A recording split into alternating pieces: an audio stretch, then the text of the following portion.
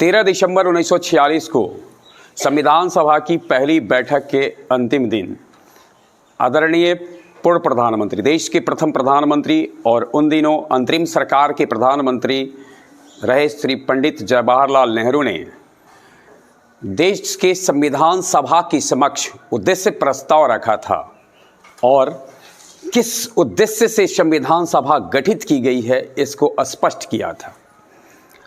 13 दिसंबर 1946 के दिन ही हमने अपने सपनों को कैसे सजाना है, उसको किस प्रकार से धरातल पर लाना है, इसके बारे में संकल्प लिया था, अर्थात उसे संकल्प प्रस्ताव भी कहते हैं।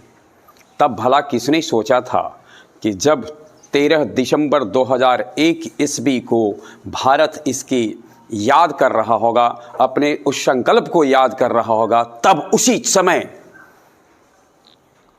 आतंकी हमले उस पर होंगे।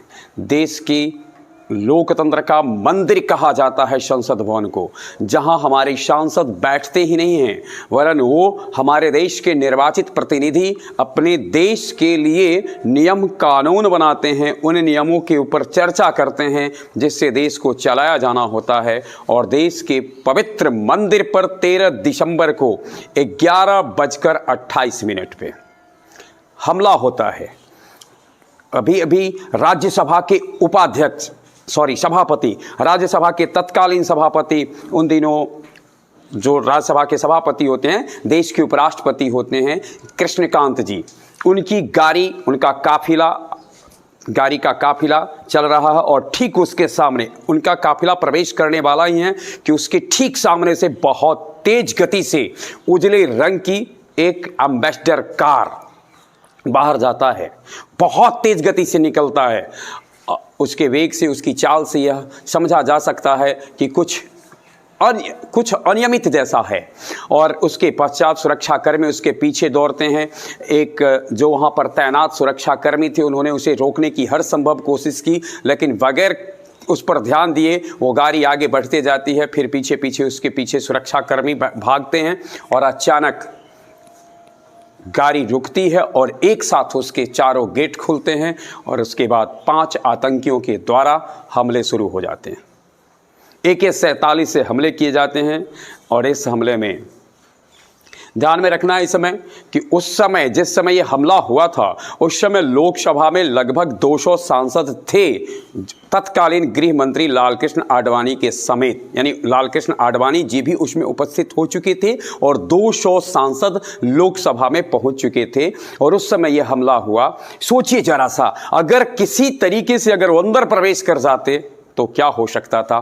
परंतु दिल्ली पुलिस जो सुरक्षा कर्मी वहाँ पर तैनात थे, उनके साथ आतंकवादियों की मुठभेड़ होती है और दोनों के बीच में हुए मुठभेड़ में आतंकी सहित, यानी 5 आतंकी की बात करें, उसके बाद हम बात करें दिल्ली पुलिस के पुलिसकर्मी की और आम जन की, कुल मिलाकर के 14 लोगों की मौत होती है, जिसमें 9 दिल्ली पुलिस कर्मी शामिल थे।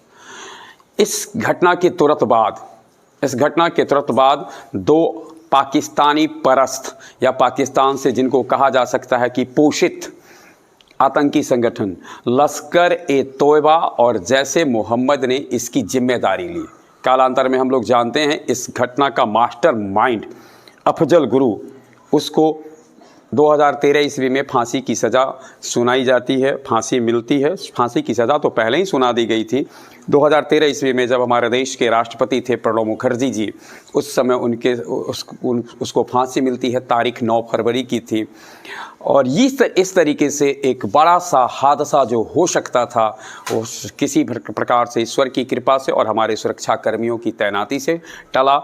यह दिन कहा जा सकता है कि संसदीय इतिहास में, भारत का जो संसदीय इतिहास रहा है, इसमें बहुत ही विचारणीय दिन है। और इस तरह से एक घटना 13 दिसंबर को घटित होते होते बची थी।